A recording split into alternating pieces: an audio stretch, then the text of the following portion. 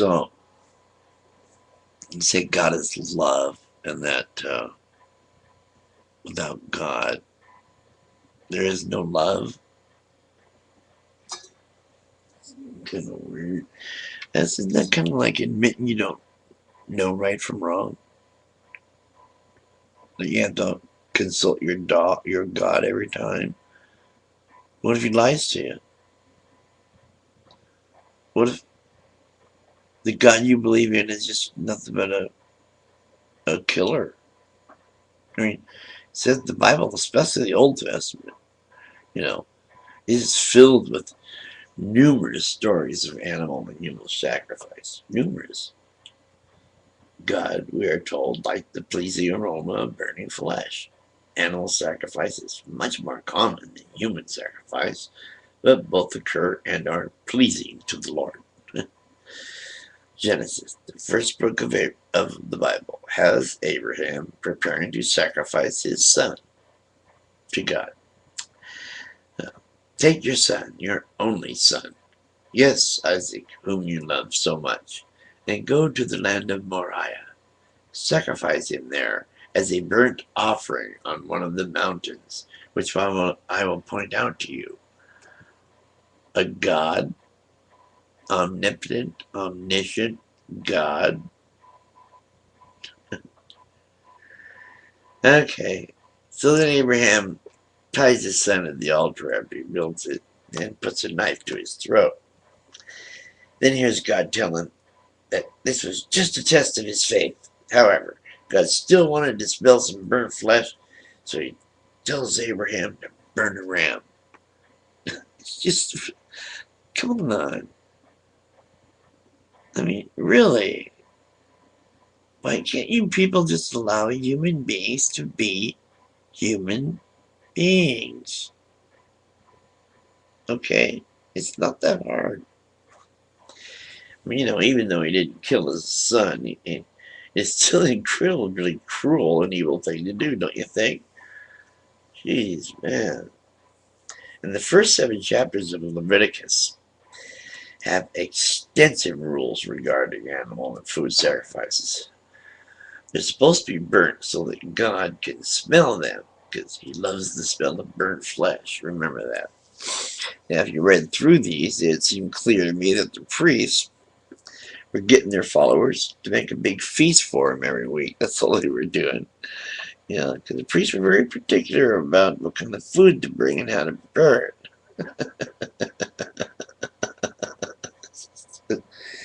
And, you people just keep following this stuff. You keep believing this crap that was written 2,000 years ago by some very stupid, stitious human beings.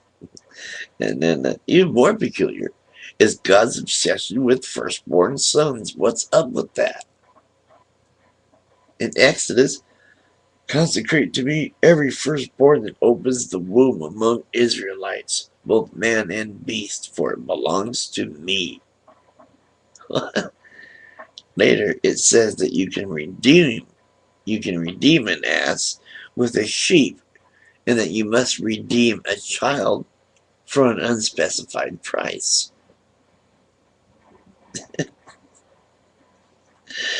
It's clear from the context that consecrate always means burning the sacrifice. That's what they always mean by it.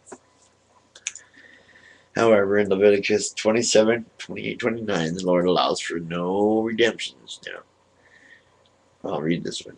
Note also that any one of his possessions which a man vows as doomed to the Lord, whether it is a human being or an animal or a hereditary field, shall be neither sold nor ransomed. Everything that is thus doomed becomes most sacred to the Lord. All human beings that are doomed lose the right to be redeemed. They must be put to death. I must admit, I'm a bit confused by this contradiction. I mean, that's kind of weird, don't you think? But it might only apply to slaves in your possession, which God loves, by the way. He loves people being enslaved and having to cut their penises off and stuff. Not that it makes any difference, A human sacrifice is a human sacrifice. And it's just sick. And people like you believe this stuff. Why? Why? It's unbelievable. It's unbelievable. Now, there's so many contradictions in the Bible that drives you crazy, too. These are one of the reasons why I was born an atheist, actually, so I've never really believed any of it. Anyway, it says here, in Genesis 1:31, God is satisfied with his work. And in Genesis 6:6, God is dissatisfied with his work. In Chronicles, 2 Chronicles 7:12-16, God dwells in chosen temples. And in Acts 7:48, God dwells not in temples. God dwells in light in Timothy 6:16. God dwells in darkness in 1 Kings. It's just weird, weird, weird. How's yeah, any of y'all can believe it. And if you really do, and you really want to follow this stuff, you can be a good person just because you're a good person. It's really easy to do. Most the atheists that I know, we know right from wrong. We know it's bad to hurt someone or kill someone or steal from them or any of those other things. It's common sense. I mean, how would you yourself like to be treated? It's very easy. So this gobbledygook and all these little things that you're saying, they're not going to do you any good in life. Especially if you're going to stay a creationist. If you're not going to go and learn science correctly, you're going to end up being a nurse's aide.